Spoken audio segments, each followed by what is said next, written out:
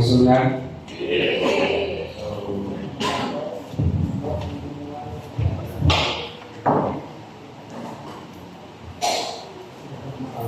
Ang mensahe kami mga isunan, title siya o Walk with God Today, Not Someday. So, ngayon mga tao, mga isunan ng stress sila sa pagbuhat sa mga oras, opportunity, and the perfect moment for they decide to be happy. May iba ningon na mag-malipayan sila o mag-graduate sila. May iba ningon na mag-malipayan daw sila kung ano sila ilagkay yung magwanta o kung malipayan sila kung mawala na nila ang problema. Pero parang magsunan, ipaabot rin na nila. Sometimes sila nagpaabot ng mga isunan, there's a lot of opportunity na sila magsunan nyo because wala lang sila nalihok. Kung wala sila nalihok, paabot na maabot na ang mga bagay na punta. But life keeps moving while they are waiting. They pass moment, pain, and they miss the simple blessings that really just from of them. On the other hand, some people live in the past. They keep remembering the mistake, regret, and painful experiences. May iba ng mga tao na isulan na nagpuyo sila sa mga kaagi sa una na hindi nila una siguro mga traumatic experience na sila una sa mga bati hindi mo nakamo sa una ng mga mistake, regrets, painful experience.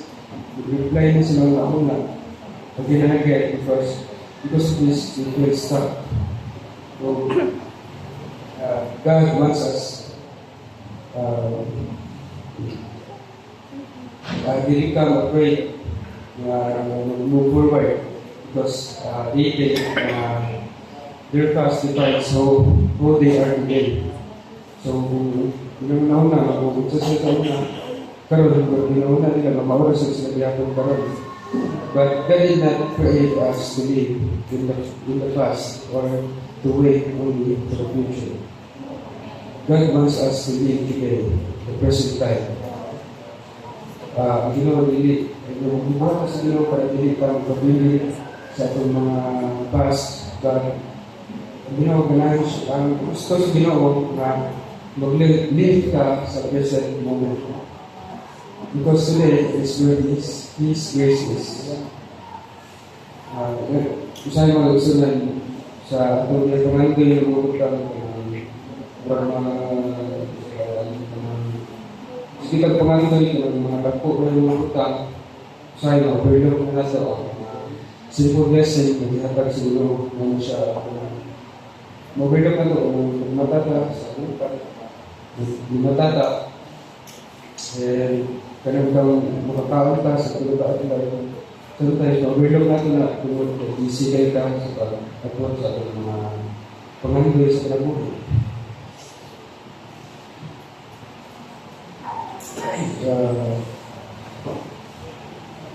Sometimes Jesus teaches us to trust God one day at a time.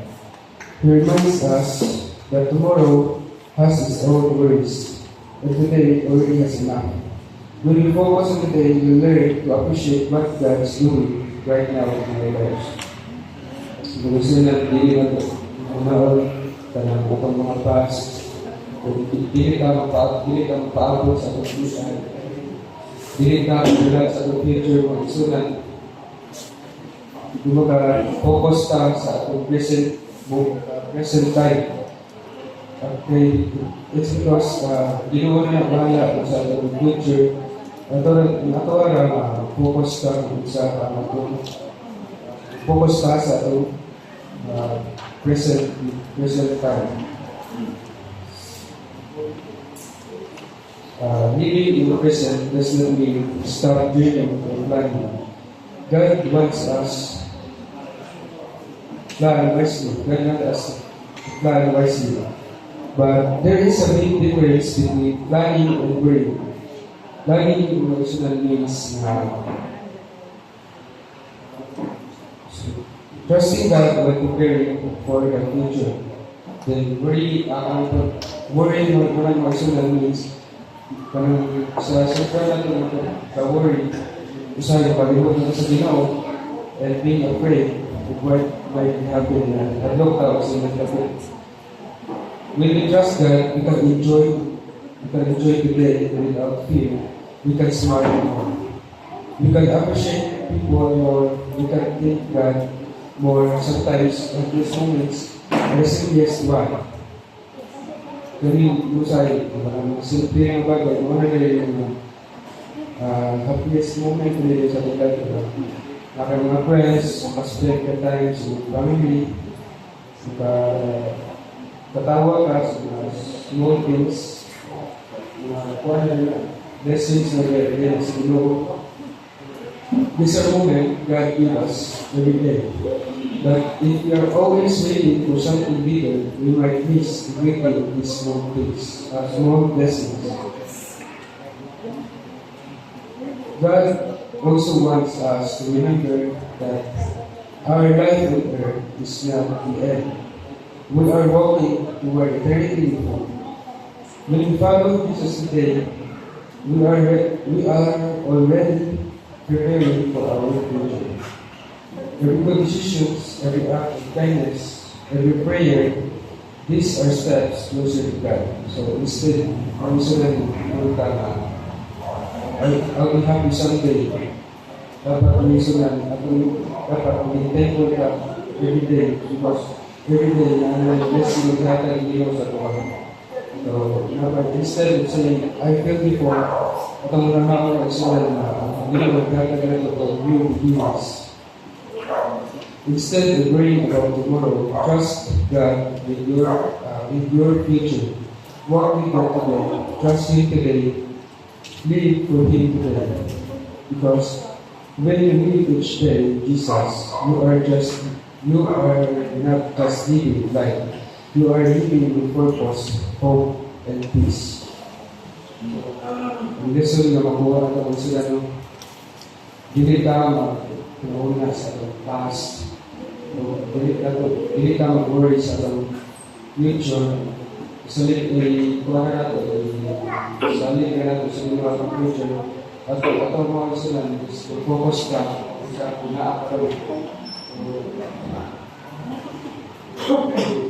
Every day, na-blessings sa lahat ng Diyos.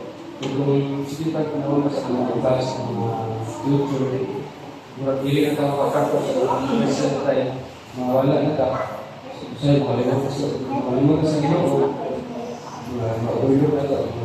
Blessing sa lahat sa Ginoo. Because manggil ka sa mga dalago. Kalimutan ka na naman. Wala ako. Because wala din ka sa ngalan sa Ginoo. At ang mga blessing sa Ginoo. Overlook mo. Wala na nyo na notice ba?